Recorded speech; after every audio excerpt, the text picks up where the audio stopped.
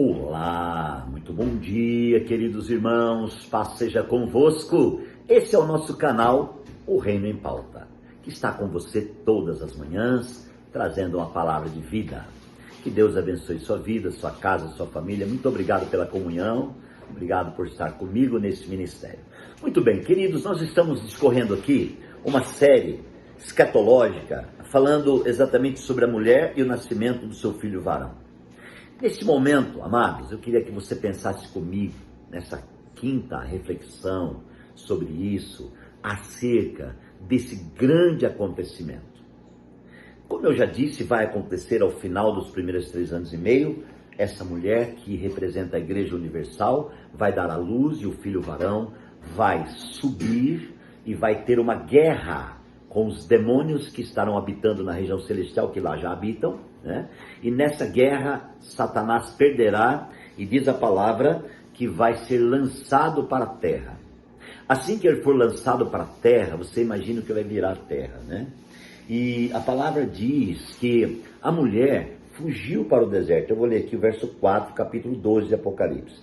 A mulher fugiu para o deserto, para um lugar que lhe havia sido preparado por Deus, e ali sustentar-se durante 1260 dias. Irmãos, quando terminar os segundos 3 anos e meio, então essa mulher que foi protegida por Deus, ela terá uma chance, uma oportunidade, né, de ser vencedora. Esse nós chamamos de vencedores tardios, né? Muito bem? Houve então, olha só, uma guerra nos céus. Miguel e seus anjos lutaram contra o dragão, mas esses não foram fortes o suficiente. O grande dragão foi lançado para a terra, para fora. Ele é a antiga serpente chamada Diabo, Satanás, que engana o mundo, né? Então ouvi uma forte voz dos céus que dizia, olha a voz que dizia, agora veio a salvação, o poder e o reino do nosso Deus. Agora veio salvação, o poder e o reino do nosso Deus. O que a voz está dizendo do céu? Que agora o reino será estabelecido. Não é apenas uma realidade. Porque hoje o reino é uma realidade na vida da igreja, dos vencedores da igreja. Mas naquele dia, o reino agora, irmãos, vai acontecer.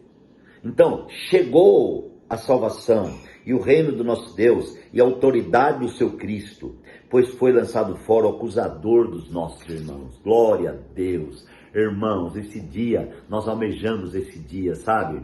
O Senhor também almeja esse dia. Você também precisa almejar esse dia. Esse dia é maravilhoso. Deus está chamando eu e você, né?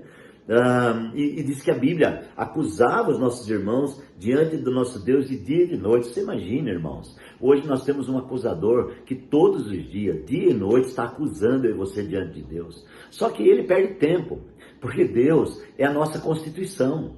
Deus é a constituição dos vencedores. Deus é a vida dos vencedores. Deus é o sustento dos vencedores. Deus é a base dos vencedores. Deus, queridos, é realmente o caráter dos vencedores, porque Deus está dentro do homem e o homem está dentro de Deus. A natureza de Deus está dentro do homem, a natureza do homem está dentro de Deus. Isto é simplesmente glorioso e maravilhoso, né? Então não adianta ele acusar, mas agora acabou. Acabou porque ele foi lançado.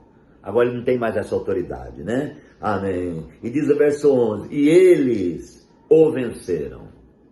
Irmãos, o venceram pelo sangue do Cordeiro, pela palavra do testemunho que deram. Diante da morte, não amaram sua própria vida. Eu preciso pregar isso aqui. Eles o venceram. O venceram quem? Venceram Satanás.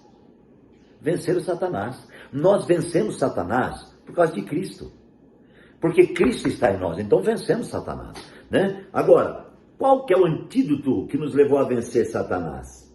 O primeiro, o sangue do Cordeiro. Por que ele coloca o sangue do Cordeiro em primeiro lugar? Porque o sangue nos purifica de todo o pecado. Sobre mim e você está o sangue. Então o pecado já não reina. Você está entendendo? Você consegue entender isso no Espírito? Quando o sangue está sobre você, e você acredita nisso, o pecado não reina.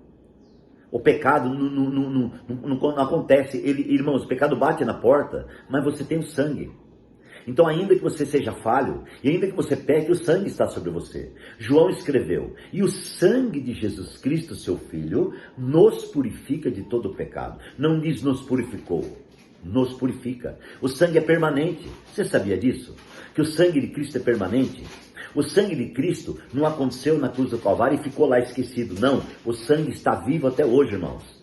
Esse sangue, ele nos levará a reinar com Deus.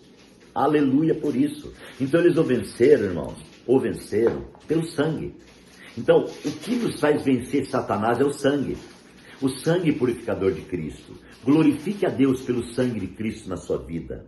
E aí diz assim, ó, o sangue do Cordeiro e pela palavra do testemunho que deram. Palavra, o que é palavra do testemunho? Palavra é Deus. Deus é a palavra. João 1:1 diz que o verbo era Deus e o verbo estava com Deus. Então, palavra, quando a Bíblia fala palavra, está falando de Deus, né? Então, eles o venceram pela palavra do testemunho que deram. A palavra, que é Deus, é o testemunho que está dentro de nós. O testemunho que está dentro de nós, que é a vida de Deus, irmãos, automaticamente faz eu e você, como vencedor, ser sal da terra e luz do mundo.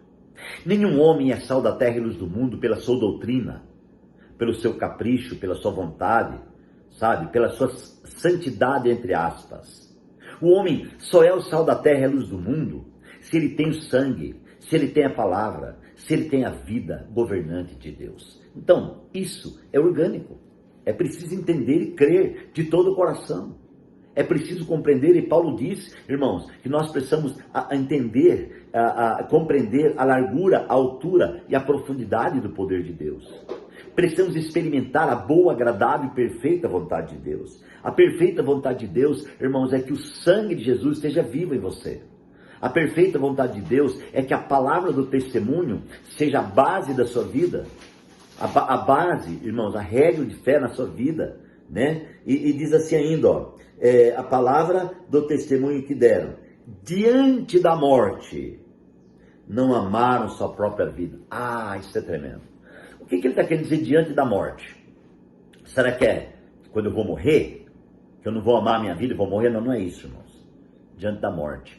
A morte está diante de nós todos os dias. A morte significa separação.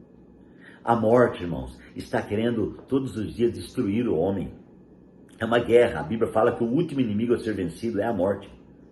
Mas diante desse último inimigo, nós não amamos a nossa própria vida. O que é amar a própria vida? Amar a própria vida, irmãos, é amar você, o seu ego, sua vontade, sua emoção, sua mente. É deixar-se governar pelo seu capricho, pela sua verdade.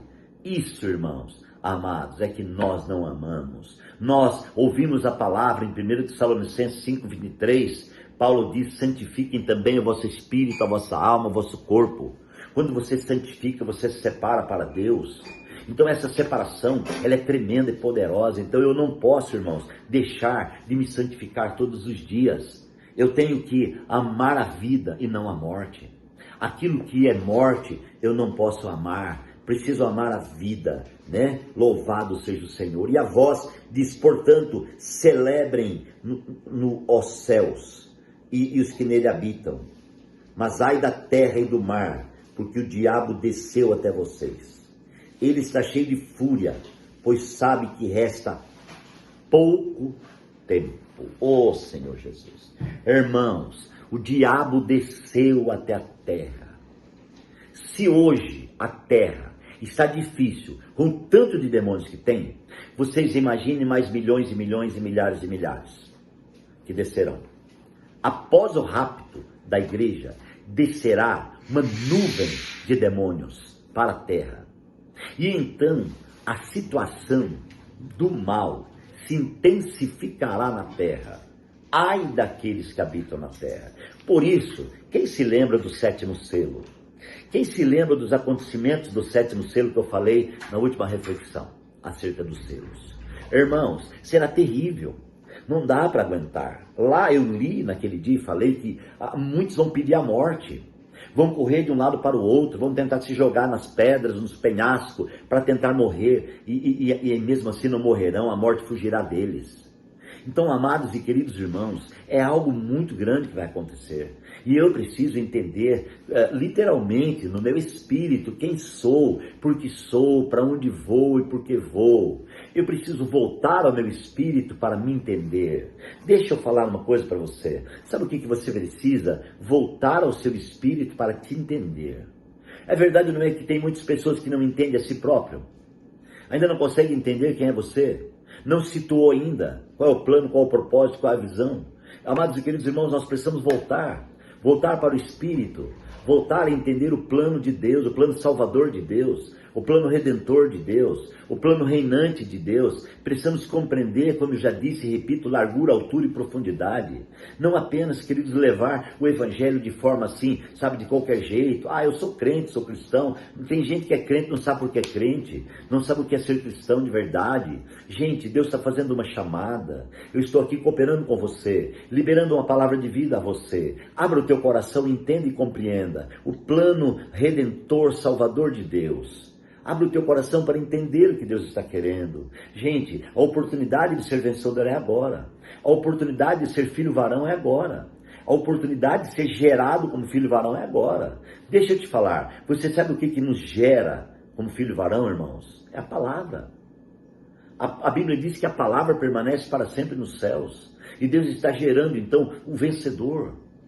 Amados, eu e você já ganhamos um pouco de realidade, somos cooperadores na geração de vencedores. Você quer cooperar para gerar vencedor? Então libere o Cristo interior, libere a palavra, libere o nosso Senhor, seja abençoado, ore comigo e não afaste dessa reflexão, porque eu vou concluir, irmãos, logo eu vou concluir em nome do Senhor.